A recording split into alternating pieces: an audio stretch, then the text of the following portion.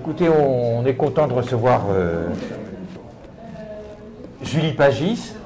Je dois vous dire que quand ce projet de livre est arrivé à la découverte, on a tous été à la fois ravis et stupéfaits, et tous se disant « Oh là là, il y avait vraiment l'unanimité dans le comité de lecture, qu'est-ce qu'on a envie d'en savoir plus et de lire ce livre ?» Et donc, il y a eu une espèce de gros intérêt pour le thème qui est un thème peu exploré. D'abord, il y a très peu de choses sur les groupes maoïstes et leur histoire et leur fonctionnement. Il y a très peu de choses qui sont sorties. Et puis, d'une certaine manière,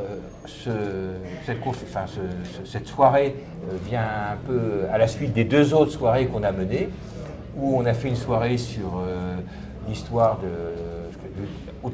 avec Mauduit et son co-auteur, autour du livre Trotskisme, qui raconte l'histoire de l'OCI, des lambertistes, et de cette espèce de groupe que certains ont caractérisé comme sectaire, mais d'autres comme une secte, qui est un peu un degré au-dessus de la caractérisation, mais qui est très compliqué, des concepts qui sont très compliqués à manier. C'est pas facile de savoir ce que c'est qu'une secte, comment caractériser un groupe comme une secte. Et donc là, Julie Pagis, quelque part, s'est heurtée au même problème. Or, on sent dans tout son livre, et c'était pour ça qu'on avait envie aussi de l'inviter, c'est qu'elle se dit tout le long de son livre, pourvu que la droite et l'extrême droite ne saisissent pas d'un livre comme celui-là pour en gros en profiter, pour taper sur les militants politiques, pour taper en gros sur l'anticapitalisme, le marxisme, etc. Et évidemment, ça n'a pas manqué, elle a quand même eu un long article dans Le Figaro. Et ce qui est rare, la découverte a rarement des articles dans Le Figaro, mais là, ça n'a pas manqué, il y a eu un article dans Le Figaro. Donc, Julie Pagis est au CNRS, elle est sociologue, elle a passé vraiment de nombreuses années autour de ce qui reste un peu une énigme, c'est-à-dire ce livre dépouille, mais décompose, essaye de retrouver les éléments qui constituent cette énigme d'un groupe maoïste, comme il y en a eu de nombreux, je pense, après 68, qui n'est pas les grandes organisations, Parti communiste, marxiste-léniniste, l'Humanité rouge, ou les grands groupes maoïstes qui sont constitués après 68 et qui ont disparu, corps et bien, je crois qu'il reste quasiment plus rien de toutes ces organisations. Et elle s'est intéressée à un groupe un peu plus particulier, mais je crois qu'elle va nous raconter ça, et autour d'un personnage aussi qui joue un rôle essentiel et qui reste à explorer. Mais je lui laisse tout de suite la parole. Julie, parlez-nous de votre livre et de ce que vous avez, du travail que vous faites et que vous avez fait. Merci Philippe pour l'invitation. Bonsoir à toutes et à tous. Je vais faire, je vais suivre les consignes, faire une petite présentation qui ne va pas excéder 30 minutes pour après pouvoir avoir le temps de répondre à vos questions. Mais voilà, il faut quand même que j'explique un peu l'origine et un peu le contenu, les contours de ce livre. Alors, on me demande souvent, pour commencer, comment j'en suis venue à l'histoire de ce groupe. Et ce qui me permet de faire le lien avec mes travaux précédents, donc je suis sociologue, socio-historienne, sociologue du politique, et j'ai fait ma thèse sur les trajectoires des 68 arts ordinaires. Est-ce qu'il faut parler dans le micro ou pas?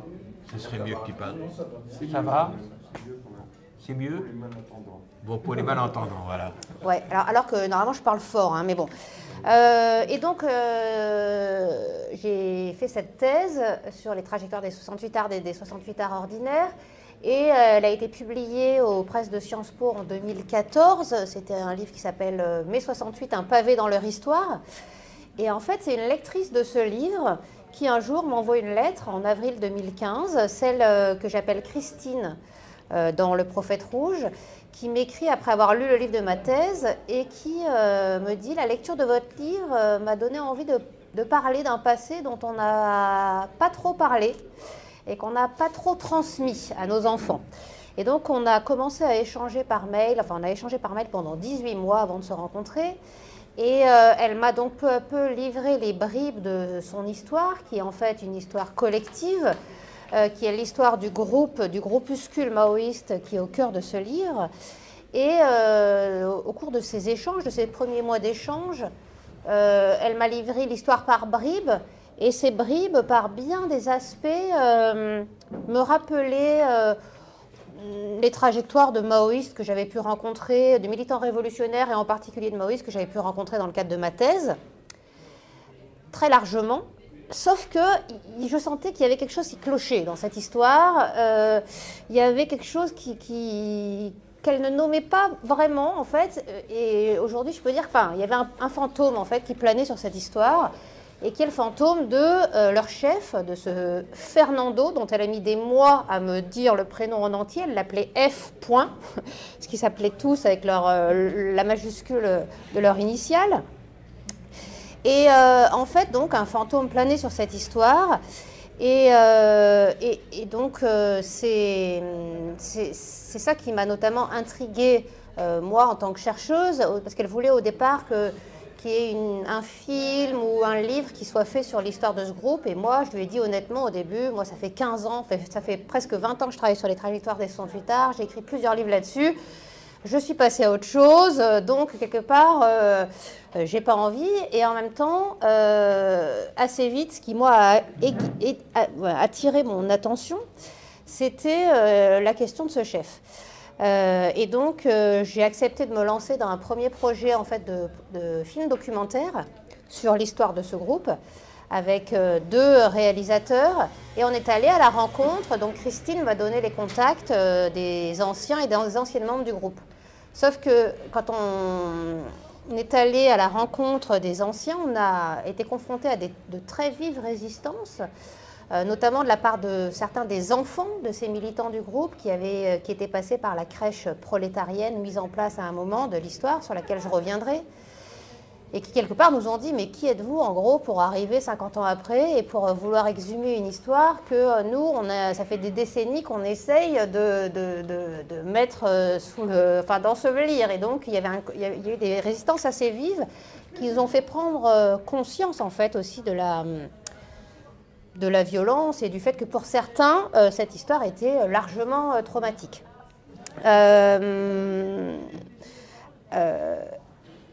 Donc, ce qui s'est passé, c'est que, alors que Christine, au départ, quelque part, voulait exhumer la partie lumineuse, en fait, je pense, de cette histoire, puisque, donc, pour la résumer très rapidement, c'est donc l'histoire d'un groupe qui est fondé par Fernando, cet ouvrier espagnol qui se présente, qui est un antifranquiste réfugié politique en France, qui est parti vivre 3 ans à Pékin, où il aurait participé à la traduction des œuvres de Mao. Donc ça, évidemment, quand il rentre en France, ça lui donne une certaine aura militante. Et en 1971, il fonde ce groupe sur lequel porte le livre, avec une dizaine de couples autour de lui. Le groupe va durer 10 ans. Au début, les activités du groupe ressemblent à plein d'activités militantes des maoïstes à l'époque, c'est-à-dire en 71 notamment, 71-72, ils font des enquêtes dans les foyers de travailleurs immigrés. Plusieurs étés d'affilée, ils vont travailler avec des paysans d'un village de la Drôme, et peu à peu, ils vont toutes et tous s'établir en usine, c'est-à-dire pour arrêter, quitter la profession dans laquelle ils travaillaient ou leurs études pour ceux qui étaient étudiants, pour devenir ouvriers et se mettre quelque part, servir le peuple, évidemment, selon les termes du président Mao, et devenir ouvrier pour pouvoir insuffler, faire advenir cette révolution à laquelle ils et elles aspiraient. Donc tout ce que je viens de dire rapidement là est très similaire à ce qu'ont pu vivre des militants maoïstes d'autres groupes, sauf que effectivement l'histoire par contre ne se finit pas comme celle d'autres groupes du fait du type de pouvoir qui régissait en fait le fonctionnement de ce groupe, et qui est ce qui moi m'a intéressée en fait assez vite. C'est qui ce personnage de Fernando, parce qu'en gros c'est une longue histoire où ils finissent un peu tous sous son emprise. Je fais attention de ne pas forcément utiliser le terme, mais là à l'oral je peux le dire comme ça pour simplifier les choses, mais le processus est long, c'est sur 10 ans. Et donc moi j'ai essayé de comprendre. Alors voilà, Fernando était resté très mystérieux, à la fois sur son passé, et quand je rencontre un peu pendant l'enquête, entre 2017, ça dure, et là c'est le fruit de 7 ans de travail. Mais entre 2017 et 2021, à la rencontre des anciens membres du groupe, je pensais à chaque fois en apprendre davantage sur ce Fernando. Et les seules choses qui revenaient, c'est que c'était un homme charismatique, mais finalement, personne ne savait grand-chose sur son passé et personne ne savait ce qu'il était devenu. Et donc moi, quelque part, je suis partie dans une enquête qui devient quasiment policière, hein, qui fait l'objet des 2 derniers chapitres du livre, pour essayer de comprendre qui était cet homme-là et m'attaquer à cette grande question en sociologie de qu'est-ce que le charisme. Parce que voilà, ils étaient tous d'accord qu'il était charismatique, sauf que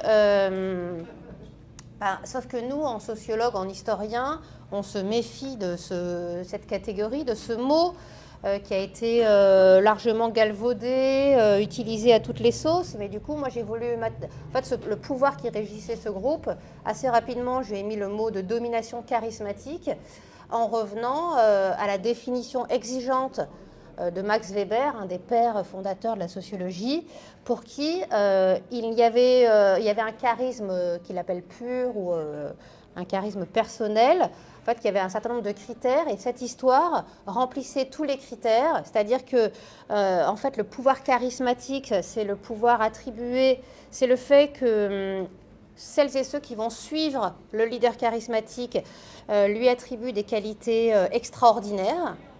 Donc, ce n'est pas qu'il ait en lui-même des qualités extraordinaires, mais c'est qu'il y a la croyance de celles et ceux qui le suivent en ces qualités extraordinaires.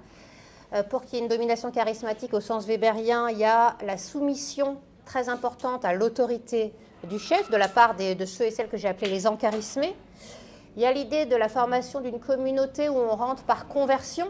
Et là, c'est vraiment le cas. Hein. Le livre est l'histoire d'une conversion à ce groupe, à ce Fernando et à la condition ouvrière. Et derrière toujours les différents critères de cette domination charismatique selon Weber, il y a le sentiment partagé de devoir accomplir une mission subversive. Or, effectivement, Fernando, en 1971, qu'est-ce qu'il propose comme offre politique? Il leur dit, regardez, en fait, tous les groupes maoïstes qui sont autour de nous ne sont pas de véritables marxistes-léninistes. La preuve, regardez, à leur tête, ils ont tous des intellectuels. Et donc, ils ne commencent pas eux-mêmes par appliquer les idéaux pour lesquels on se bat. Et donc, nous, on va être une véritable avant-garde marxiste-léniniste et on va commencer à mettre en œuvre dès maintenant les différents préceptes, et notamment le fait de mettre des ouvriers au pouvoir dans notre organisation. Et donc voilà, c'est cette notion et ce concept de domination charismatique qui m'a semblé coller un peu à cette histoire et que cette histoire pouvait venir éclairer. Et peut-être ce qui est important à dire avant de rentrer un peu plus dans le détail, c'est que l'idée aussi c'était d'être attentif, de non pas faire une énième biographie des leaders charismatiques. Il y a plein de leaders charismatiques, des grands chefs du XXe siècle qui ont été étudiés à l'aune du charisme. On peut penser à Staline, à Hitler, à Mao bien évidemment, mais aussi à Jésus, à Laurence d'Arabie, etc. Et moi, l'idée que je voulais faire, c'était d'être attentive, pas uniquement aux leaders, d'être attentive aux relations charismatiques qui se construisent au fil d'interactions quotidiennes dans la vie du groupe et pour comprendre à la fois les intérêts et les modes d'exercice de cette domination du côté du leader, mais aussi les intérêts individuels et collectifs à se soumettre à son autorité. Puisque dans l'idée de la domination chez Max Weber, c'est l'idée que ceux qui se soumettent à ce pouvoir le considèrent légitime. Donc il y a l'idée d'un consentement à ce pouvoir. Personne ne les a obligés physiquement à rester dans ce groupe. Donc c'est toute cette question de pourquoi et comment reste-t-il pour certains et certaines pendant 10 ans avec certains qui finissent en hôpital psychiatrique, des tentatives de suicide, des mères coupées de leurs enfants. Enfin, évidemment, c'est une histoire qui finit mal, mais avec toute cette question de qu'est-ce qui fait qu'on adhère, qu'on participe. Donc voilà, je voulais être attentive aux relations charismatiques et aussi au pouvoir d'agir quelque part et sortir, ça c'était aussi très important, sortir des analyses psychologisantes et victimaires souvent de la manipulation qui sont un peu trop souvent rapidement réduites à l'idée qu'il y aura un gourou qui serait un homme machiavélique qui agirait de manière intentionnelle sur des victimes dénuées de pouvoir d'agir, si ce n'est psychologiquement faibles. Là, je voulais vraiment essayer de comprendre toutes celles et ceux qui ont suivi Fernando, avec qui j'ai été en lien, avec qui j'ai noué des relations de confiance au fil d'années. Ça n'a pas été toujours facile de gagner leur confiance à toutes et à tous, et essayer de les comprendre. Et même dans les moments les plus fous, entre guillemets, comprendre, redonner une rationalité à chacun de leurs actes. Et donc, pour pouvoir réussir à décortiquer en quelque sorte le fonctionnement de ce groupe et le fonctionnement du type de pouvoir qui régissait le quotidien de ce groupe, en fait, les entretiens rétrospectifs, les récits de vie, j'en ai fait avec un peu avec toutes et tous, mais ils sont assez pauvres, entre guillemets, puisqu'il y a peu de souvenirs sur le fonctionnement quotidien, notamment parce qu'il y a aussi beaucoup de choses qui ont été refoulées, effacées, les moments les plus durs qui peuvent être honteux ne sont pas dits, la chronologie fine est complètement oubliée, et donc là, le trésor pour l'historienne archivistique, les sources qui me permettent d'écrire ce livre et de décortiquer ce fonctionnement, de l'exercice de ce pouvoir, c'est les archives du groupe. Et ça, il a fallu des années pour accéder à toutes les archives. Il y avait des archives, entre guillemets, publiques, qui sont conservées dans les greniers du bras droit de Fernando, qui lui est décédé dans une ferme dans le sud-ouest de la France. Donc il y a toute une histoire pour accéder à ces archives. Mais donc, pour vous dire un peu les archives sur lesquelles se base l'analyse, il y a les archives de la librairie, qu'ils ont, en fait, à partir de 1975, ils se mettent à vivre dans un ancien couvent tous ensemble à Clichy-la-Garenne, et ils mettent en place une librairie maoïste. Donc il y a les archives de cette librairie constituées de collections de revues, évidemment plein de livres, aussi des objets, des affiches, des très belles affiches, des portraits, etc. Celles-là d'archives, elles n'étaient pas sensibles, donc on y a accédé facilement. Mais après, il y avait tous les écrits, et les écrits qui étaient à la fois un instrument de ce pouvoir charismatique et qui sont aussi, pour l'historienne, ce qui permet quelque part d'objectiver ce pouvoir. Donc, ils passaient leur temps à écrire. Donc, il y a notamment les bilans des enquêtes en foyer, les bilans des enquêtes à la campagne, les bilans du travail en usine, les bilans dans lesquels il y avait toujours une partie de critique, d'autocritique. Et évidemment, il y a toute une collection d'autocritique, qui était une des armes les plus puissantes de ce pouvoir, du pouvoir de Fernando. C'était l'autocritique qui était un instrument politique très répandu dans tout le monde communiste, et qui peut avoir tout à fait plein de vertus. Mais qui là était utilisé, au bout d'un moment, ils sont en autocritique à peu près quasi quotidiennement. Et évidemment, l'autocritique, comme on y livre tous ses défauts, parce que l'idée, en fait, c'était... Fernando leur disait constamment que pour réussir à aller pour devenir une vraie avant-garde et pour pouvoir faire advenir cette révolution, il fallait qu'ils se convertissent à la condition populaire. Et donc, en fait, c'est aussi l'histoire de cette conversion. Enfin, je vais y revenir, mais je finis sur les archives. Donc, il y avait ces autocritiques. Et il y avait... J'en ai amené un exemple, pour ceux que ça intéresse à la fin, parce que c'est assez fascinant. C'était des carnets de réunion dans lesquels il notait l'intégralité de ce qu'il se disait en réunion avec les initiales de chacun. Donc, en fait, dans ces carnets qui sont très, très douloureux à lire, mais par contre qui sont une source incroyable, il y a ce que dit chacun au mot près. Et Fernando a insisté pour dire on n'est pas comme dans les réunions de communistes ici, on n'écrit pas que les conclusions, on écrit exactement, littéralement, ce que chacun disait. Donc il a fallu des années en fait pour accéder à ces carnets, que certains ne voulaient pas qu'on y accède. Je dis on parce qu'après il y a eu le premier projet de documentaire, et après il y a eu un projet de film de fiction avec Mathias Théry et Étienne Chailloux, sur lequel on a aussi travaillé 2 ans, et c'est avec eux qu'on a réussi à accéder à ces archives. Mais il a fallu du temps, parce que certains, je repense toujours à une des enfants qui appelait ces carnets les carnets de l'humiliation. Et pour cause, en fait, on a compris après qu'une fois elle essaye elle-même d'y accéder, les anciens du groupe refusent, dont ses parents. Mais parce qu'en fait, quand on creuse, et c'est un épisode que je relate dans le livre, en fait, son père est exclu. Je vais revenir sur l'importance des exclusions, mais vous pouvez imaginer qu'elles étaient importantes. Son père est exclu quand sa mère est enceinte d'elle-même et qu'elle va accoucher 10 jours après. Donc sa mère est enceinte de 8 mois et demi. Son père est exclu et à ce moment-là, on demande à sa mère, celle que j'appelle Patricia dans le livre, on demande à sa mère de choisir du coup d'être cohérente et quelque part de choisir l'organisation plutôt que le père de son enfant qui va naître dans 10 jours. Et effectivement, c'est des scènes de grande violence à ce moment-là que vous pourrez découvrir dans le livre. Mais donc voilà, c'était pour vous dire un peu les sources qui permettent en fait de faire une analyse quotidienne par moment de l'exercice de ce pouvoir.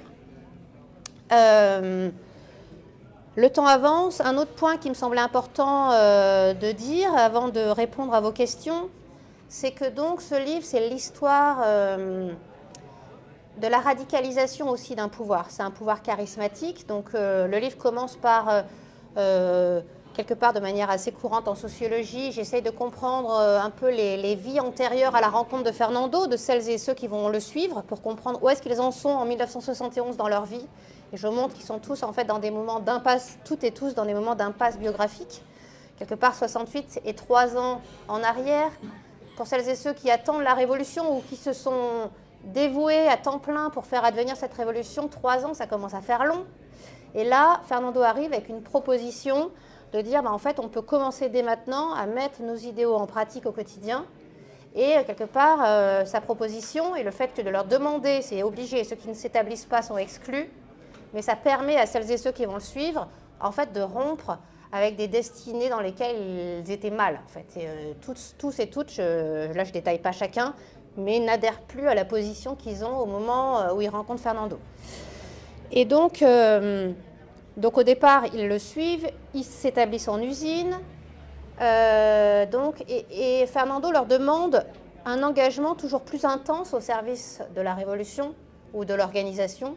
Mais en fait, ce qu'il ne voit pas, c'est que, c'est surtout à son service à lui.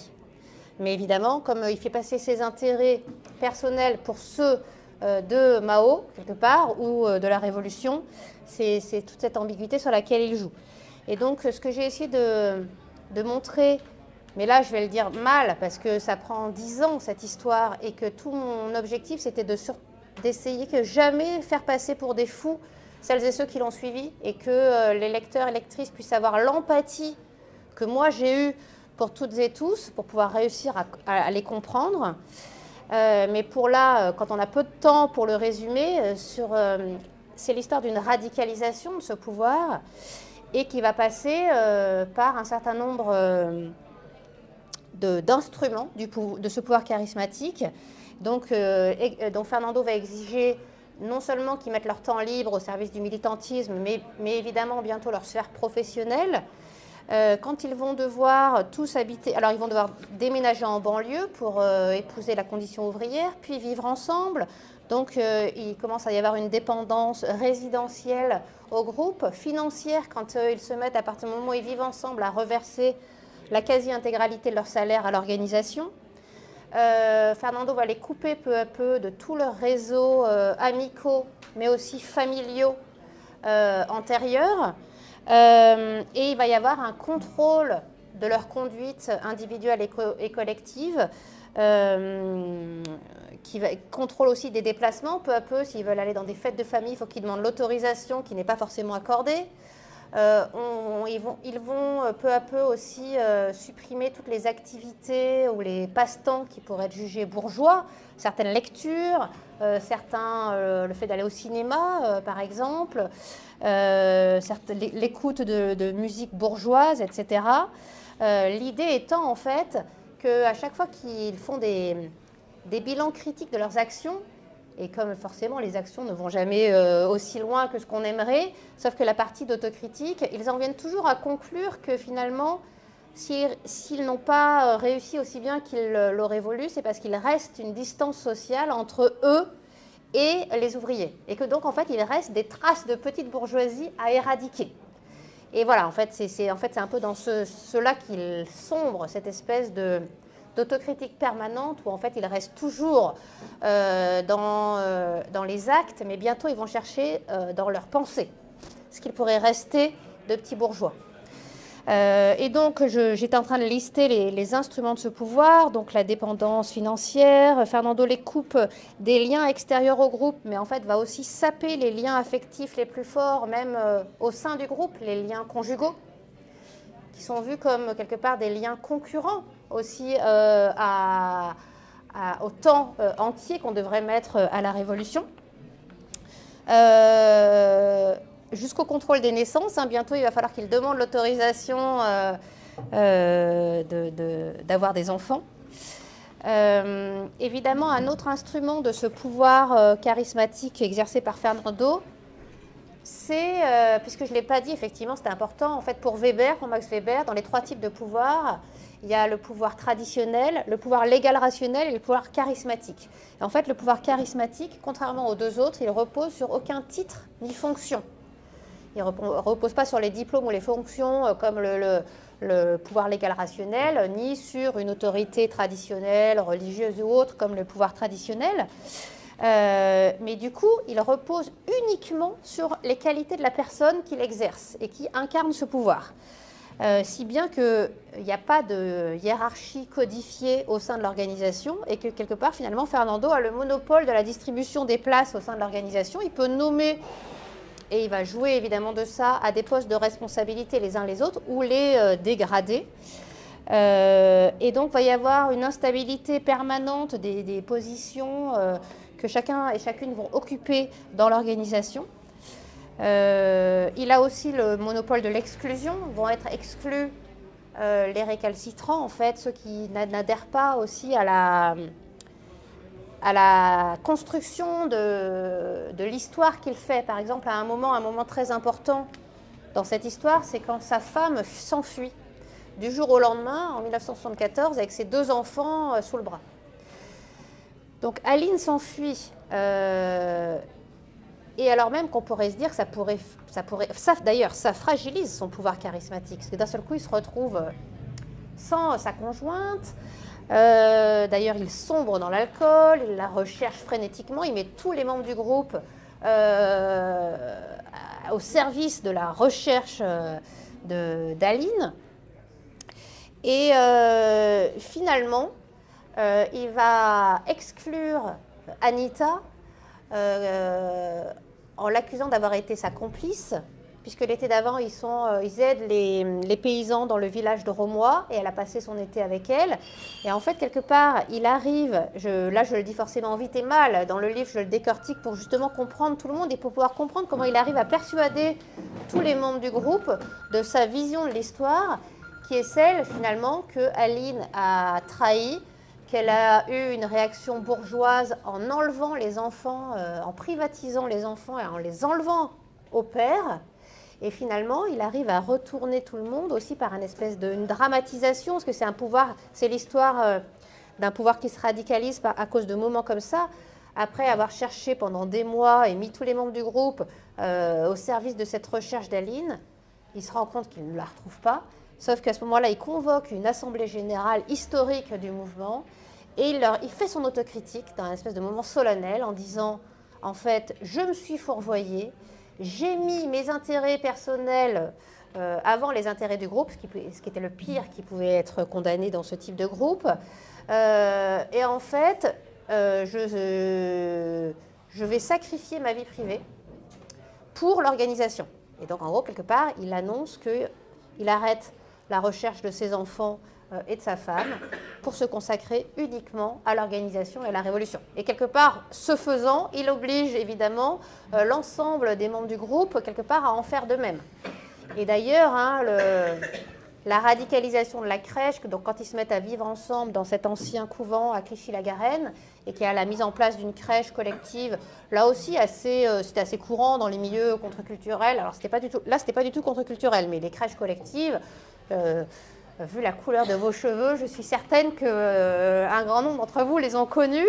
C'est juste qu'à un moment, il y a une radicalisation là aussi de cette crèche, et qui est liée en fait à cet épisode dont tout le monde se rappelle comme la fuite d'Aline, et qui était, l'idée c'est qu'il ne fallait pas que les mères ou les pères puissent faire du chantage, et que si les enfants appartiennent à l'organisation, c'était un moyen qu'ils ne puissent pas être enlevés par l'un de leurs parents. 27 minutes. Je ne voulais pas parler plus de 30. Donc ce que je vais dire, non, mais parce qu'après je répondrai aux questions. Je répondrai aux questions. Ce qui me semble peut-être important de dire là, c'est peut-être finir là-dessus, sur le principe de cette radicalisation de ce pouvoir. Et donc c'est un livre, non pas sur le charisme, mais sur les abus du pouvoir charismatique en milieu militant. Et il me semble qu'on peut rattacher la radicalisation qui va dans l'histoire de ce groupe à quelque chose qui finit vraiment en un huis clos proche d'une institution totale, hein, au sens de Goffman, ou d'une forme de totalitarisme, avec à la fin un procès. Il y a un complot. Fernando en vient même dans ces moments pour toujours, à chaque fois que son pouvoir est fragilisé, quelque part, pour réasseoir son pouvoir, il invente quelque chose d'encore plus gros qui radicalise ce pouvoir. Et donc, notamment, vers la fin, il monte un peu de toutes pièces l'idée que Paul aurait fait un complot pour prendre le pouvoir dans l'organisation. Donc c'est un moment où ils partent au Portugal, parce qu'après la révolution des œillets, ils partent à quelques-uns au Portugal.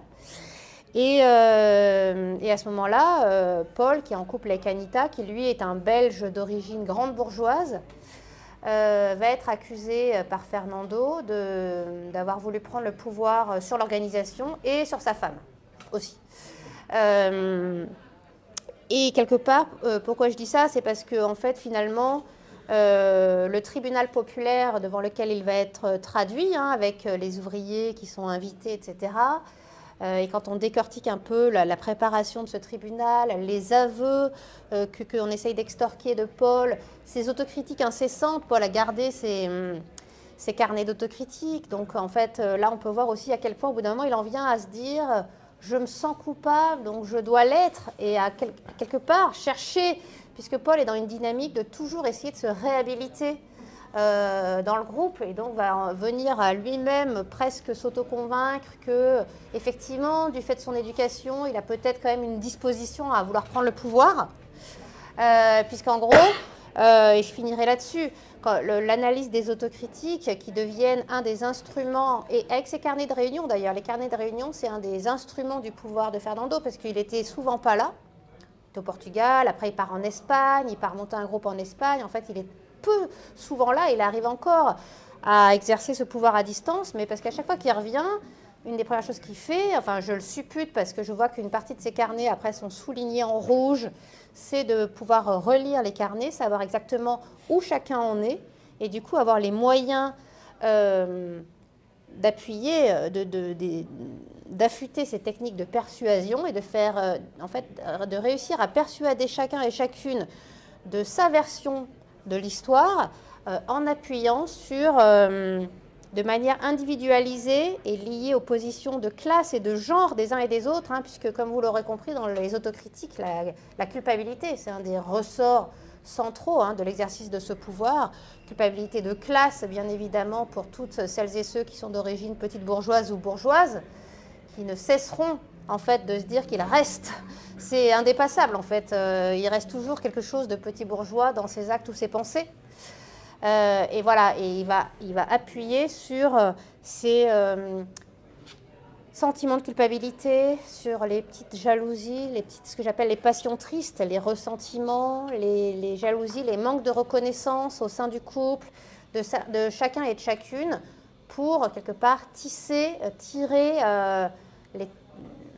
les fils de sa toile et réussir à maintenir son pouvoir, puisque en fait c'est quelque part, et moi ça m'a longtemps questionné, alors il y en a qui sont exclus, finalement le groupe, à la toute fin, il n'y a plus que 3 couples qui vivent dans ce bâtiment, mais qui en fait à ce moment-là réussissent à héberger des familles immigrées, à faire l'alphabétisation. Donc à ce moment-là, Fernando est parti, il est en Espagne, il ne s'occupe plus trop du groupe. Et donc là, il y a un desserrement de ce pouvoir. Et finalement, c'est dans les dernières années que les 3 couples qui restent arrivent quelque part bien plus qu'avant et plus que jamais à mettre en œuvre des pratiques militantes qu'ils auraient espérées bien avant, c'est-à-dire l'hébergement de familles immigrées, il y a la librairie, des cours d'alphabétisation, etc. Et quelque part en 81, Fernando revient et leur rend leur liberté. Et donc voilà, certains restent jusqu'à la fin. Et en fait, quand je dis la fin, il n'y a pas vraiment de fin. Puisque, comme le disent certains, il leur faudra des années, voire des décennies, quelque part, pour sortir de ce, on peut appeler ça, de ce huis clos disciplinaire. Et certains vont me dire qu'ils continuent, notamment Paul et Anita, ceux qui fuient après le procès où Paul est exclu. Anita, il y a plein d'histoires, mais quand il fuit à Grenoble, en fait, Anita finit par m'avouer il n'y a pas longtemps qu'ils ont continué à faire des autocritiques de couple. Longtemps après. En fait, c'était devenu un moyen, en fait, de se réformer, d'essayer d'arranger les choses ou de devenir meilleur. Et d'autres, jusqu'au moment de l'enquête, continuent même dans la relation qu'ils peuvent avoir avec moi, dans le type de rhétorique ou de perception, peuvent encore avoir évidemment en eux intériorisé des traces de ce passé. Donc voilà, je vais finir là. Je suis partie un peu dans tous les sens, mais je pense que ça vous donne un peu une idée de ce qu'il y a dans le livre. Hein. Les 6 premiers chapitres, c'est sur vraiment l'histoire au jour le jour du groupe, depuis l'enfance et la vie avant 71 de celles et ceux qui vont suivre Fernando, justement à la fin, jusque 81-82. Et les 2 derniers chapitres, on change vraiment de registre. C'est mon enquête, c'est l'enquête de la commissaire Pagis pour aller démystifier le prophète quelque part et essayer de comprendre qui était cet homme-là. Et là-dessus, je ne veux pas tout déflorer, mais je peux dire que j'ai pu démontrer que c'était un imposteur, qu'il avait certainement inventé son passé antifranquiste. Ça, c'est en allant enquêter dans les archives des RG et des équivalents en Espagne, au Portugal, en France. Et j'en suis venue à me demander s'il n'était pas un espion. S'il n'avait pas, en tout cas, travaillé pour des services de renseignement.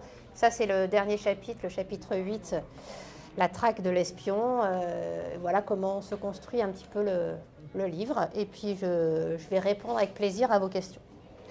Oui, avant qu'on passe aux questions, je voudrais vous lire, parce qu'il y a un ton dans ce livre quand même, qui est très important, une façon de raconter les choses qui est très riche et qui est très intéressante. Je voudrais vous lire un extrait du livre, qui est un extrait justement sur ce procès de Paul. Donc Paul, cet ancien bourgeois belge, qui est convoqué pour un procès populaire parce qu'il est accusé effectivement de trahison petite bourgeoise. Un ennemi de classe, oui. Ennemi de classe. C'est un voilà. ennemi du Alors je voudrais vous lire un passage de ça parce que ça vous donnera une idée du livre. Hein.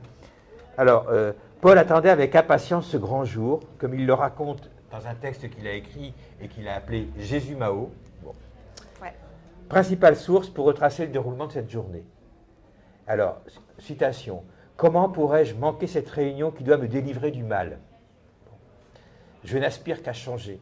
Il avait écrit, alors ça, Julie commente, il avait écrit, réécrit, peaufiné des heures durant son autocritique qu'il s'apprêtait à livrer devant les camarades. En arrivant au bâtiment où il était convoqué, un Dazibao placardé sur le mur de l'entrée donnait le ton. PF, il s'agit des initiales de Paul, est un traître. Fermez les guillemets. Paul reconnut l'écriture de Denis et ne fut pas étonné. Depuis le retour du Portugal, Paul s'était rapproché de la femme de Denis, Pierrette, qui travaillait dans son atelier à l'usine, et avait dénoncé au sein de l'organisation la violence conjugale qu'elle subissait. Méthode, alors citation à nouveau du journal tenu par Paul, méthode archi connue. Denis tente de reprendre du galon à mes dépens. Je connais la chanson, je l'ai déjà chantée. Donc il y a une certaine clairvoyance quand même là-dedans. Cependant, Paul ne s'attendait pas à se retrouver ce jour-là devant une trentaine de personnes, dont des ouvriers. Ça, c'est tout à fait incroyable cette scène, quoi, parce que les gens qui sont en usine ont fait venir des ouvriers. Bon, ça, c'est ça qui est très amusant aussi et qui fait partie de l'humour qu'il y a dans ce livre aussi. Dont des ouvriers, dans la chapelle du bâtiment, c'est une chapelle, parce que c'est un ancien couvent, converti en tribunal populaire pour l'occasion. Il découvrit avec effroi que Fernando n'était pas là. Voilà, mais tour à tour, je saute un peu, les membres de l'organisation égrenèrent les multiples chefs d'accusation dans un jargon incompréhensible pour les ouvriers. Les malheureux ouvriers maliens qui avaient été traînés à ce procès. Consciente qu'ils étaient en train d'être pris pour des tarés, citation, Anita, membre du groupe, donc il comprend quand même que ça pose un certain problème ce procès, fit l'effort, son tour venu, de présenter plus simplement ses principaux griefs à l'encontre de Paul.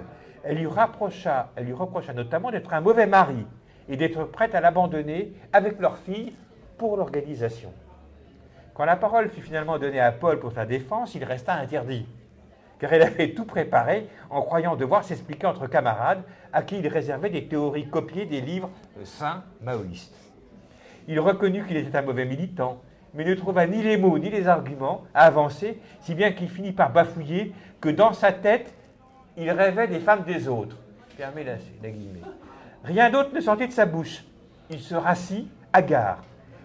Alors, ce qui est intéressant, c'est que les ouvriers, jusque-là silencieux et inquiets, se mirent à discuter entre eux. Certains riaient dans une ambiance qui s'était soudain détendue. Comprenant que la situation leur échappait, les membres de l'organisation décidèrent de lever la séance et raccompagnèrent l'accusé à l'entrée du bâtiment sans qu'aucun verdict ne soit prononcé. Paul se souvient que l'un des ouvriers, ça c'est une scène très amusante, hein. Oui, on rit beaucoup dans ce livre quand même, hein. Bon, parfois jaune, mais bon. Paul se souvient que l'un des ouvriers émigrés le rattrapa au coin de la rue pour lui dire que, citation, ce n'était pas si grave de coucher avec la femme d'un autre, que ça pouvait arriver à tout un chacun, et que ce n'était pas une raison suffisante pour abandonner femme et enfant. Paul passa sûrement pour un fou, parce que là, Paul essaye de lui expliquer à l'ouvrier pourquoi il était juste d'être accusé. Paul passa sûrement pour un fou en lui expliquant au Malien qu'il n'avait pas réellement trompé Anita afin de rétablir une vérité devenue inaudible. Voilà, donc ça c'est une scène absolument incroyable et tout à fait amusante que tu racontes avec beaucoup de... Je dis, il y a beaucoup de scènes comme ça qui sont racontées et qui sont tout à fait passionnantes, mais je pense qu'on peut discuter, on laisse déjà poser. Qui est-ce qui va laisse intervenir? Je vais circuler le micro. Non, oui, mais c'est mieux pour l'enregistrement. Ça n'a pas de rapport direct avec ce qui vient d'être dit. Ah bon, c'est embêtant. Comment? C'est embêtant. Non, c'est pas embêtant. C'est un rapport avec le travail de madame. Ah, d'accord. Quelle est la place du sexe dans la dynamique de l'autorité? Merci. Sexe. Tu veux répondre ou on fait le tour? Je peux déjà répondre parce que c'est vrai que j'ai pas eu le temps de dire qu'un des enjeux, enfin un des résultats, je pense, de ce livre, c'est de revisiter la notion de domination charismatique de Weber, mais à l'aune du genre et des violences de genre et de sexualité.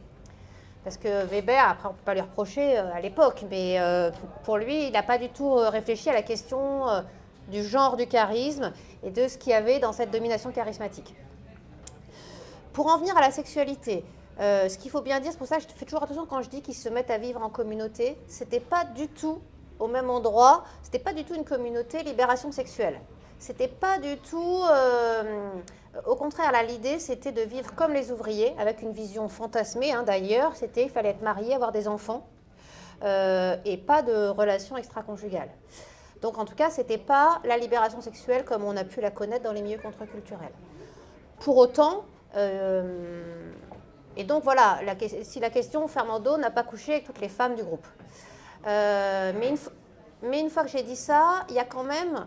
dans l'exercice de ce pouvoir, beaucoup de choses qui, moi, m'ont fait penser en fait aux violences conjugales. Et j'ai mis longtemps à réussir à articuler théoriquement, parce que là, sauf que ce n'était pas juste à sa femme, parce qu'il y avait des violences sexuelles vis-à-vis de sa femme, qu'elle tente de dénoncer quand elle fuit, Aline, et j'essaye de montrer comment personne les entend. Comment c'est inaudible à l'époque, et notamment parce que ce groupe est un groupe maoïste qui est complètement imperméable au féminisme de la seconde vague, pourtant contemporain, mais qui à ce moment-là est perçu comme l'incarnation de ce qui est petit bourgeois. Donc en tout cas, ils et elles n'ont pas les armes qu'auraient pu leur donner les mouvements féministes et une lecture féministe de la domination masculine. Mais par exemple, pour répondre quand même à cette question importante de la sexualité, à un moment, une scène, Fernando, une fois que sa femme est partie, il se rétablit, ils partent au Portugal, et là au Portugal, il réussit à prendre la direction d'un petit groupe maoïste au Portugal et à à exclure le chef et à prendre sa femme. Il devient sa dernière femme que j'ai retrouvée au Portugal, avec qui j'ai échangé quelque part, devient la compagne de Fernando en 1976. Et quand il la ramène au bâtiment à Clichy-la-Garenne. Il y a un espèce de processus dont personne n'est capable d'expliquer aujourd'hui ce que c'était, il a dit je ramène Maria, mais elle est malade et il faut la rectifier. Donc il va y avoir un processus de rectification qui en fait est quand même une espèce de séance, c'est sur plusieurs jours et nuits où ils sont plusieurs, il faut faire accoucher Maria de ses méfaits. Et en fait, en sous-texte, on comprend avec les archives et tout qu'en fait, Fernando sait qu'elle a revu son ex au Portugal et qu'il ne supporte pas, qu'il y a une jalousie maladive. Mais là aussi, j'essaie de ne pas utiliser, enfin pas de me contenter du terme de jalousie, mais de voir la jalousie comme en fait l'exercice d'un pouvoir masculin de contrôle sur les femmes. Sauf qu'en plus, là, c'est un exercice public d'humiliation, en fait, de démonstration de son pouvoir sur sa femme. Et si je fais un lien avec la sexualité, c'est que justement dans les différents écrits que Paul a écrit 4 livres pour aussi chacun, je n'ai pas parlé de la déprise aujourd'hui, mais chacun et chacune pour se déprendre de ce pouvoir. Paul a écrit 4 livres et sur ce processus Maria, il raconte qu'il était assez fasciné par l'exercice du pouvoir de Fernando, qui par ailleurs, il faisait comprendre à Maria qu'elle continuait à avoir ses faveurs sexuelles la nuit. Donc il y avait l'exercice, et peut-être aussi pour finir là-dessus, quand ils partent au Portugal, mais ça je ne le dis pas dans le livre, ça c'est aussi quand même une question, je me suis posé 1000 questions, comme vous pouvez l'imaginer, déontologiques, éthiques, de ce que je pouvais dire ou non, puisque toutes celles et ceux qui sont dans ce livre, enfin tous celles et ceux qui sont encore vivants, l'ont lu là. Et je suis en contact avec eux, j'ai des relations de confiance. Mais donc voilà, ce que je peux dire par contre oralement, c'est que l'une, mais parce qu'elle le dit aussi, hein, mais je ne l'ai pas dit dans le livre, Pierrette qui est ouvrière, quand ils partent au Portugal, Fernando se débrouille pour être avec elle, et elle se retrouve dans le lit de Fernando alors qu'elle est enceinte de 7 mois. Et 50 ans après, quand elle en parle, elle rougit. Et voilà, elle me dit qu'il ne l'a pas agressée. Enfin, elle me dit, mais j'ai senti que ça le travaillait. Donc en fait, aujourd'hui, oui, on peut qualifier ça d'une violence sexuelle. Même si elle ne le qualifie pas comme tel. Mais donc voilà, en fait, il y a dans l'exercice de ce pouvoir... et après, tout ce que je vous ai raconté sur couper... mais là, ce n'est pas que les femmes. L'ensemble des membres du groupe, de leurs liens affectifs, les rendre dépendants économiquement et exercer différents types de violences, en fait, on retrouve tous les traits de ce qu'un sociologue des violences conjugales appelle, en reprenant un concept d'un Américain, Stark, du contrôle coercitif, dans lequel, évidemment, il y a le pouvoir exercé par les hommes, notamment sexuel, sur les femmes.